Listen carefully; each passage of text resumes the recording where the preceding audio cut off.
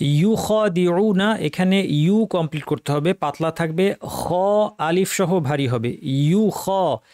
ইউখাদিউনা আল্লাহ বলার সময় নুন পাতলা, আল্লাহের লাম পুরোটাই ভারী, সুকুনের অংশ জবরের অংশ, নাল নাল নাল্লাহ। ওয়াল্লাযীনা, যাল সফট করে জিহ্বার কিনারা উপরের দাঁতের কিনারা লাগিয়ে, ওয়াল্লাযীনা, শক্ত করে হামজা, আমানু। ওয়ামা ইয়াখ বলার সময় ইয়া পাতলা, খ ভারী, ইয়খ বলবো না, ইয়াখ। ওয়ামা ইয়াখদাউনা ইল্লা, আলিফের পরে হামজা আছে ভিন্ন শব্দে মাদ মুনফাসিল, দৈর্ঘ্য 2 আলিফ, মুসা বলতে যতক্ষণ লাগে, ইল্লা আনফু, নুন সাকিমা ফা আছে ইখফা, অর্থাৎ ফা বলার জন্য ঠোঁট রেডি, দাঁত ঠোঁটের উপর এসে রেডি, নাক থেকে গুন্না।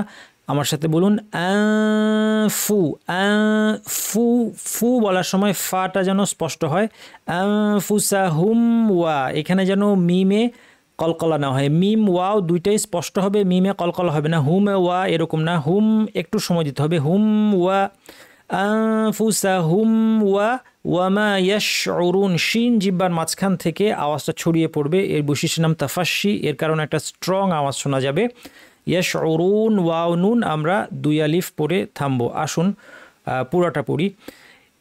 يخادعون الله والذين آمنوا وما يخدعون إلا أنفسهم وما يشعرون।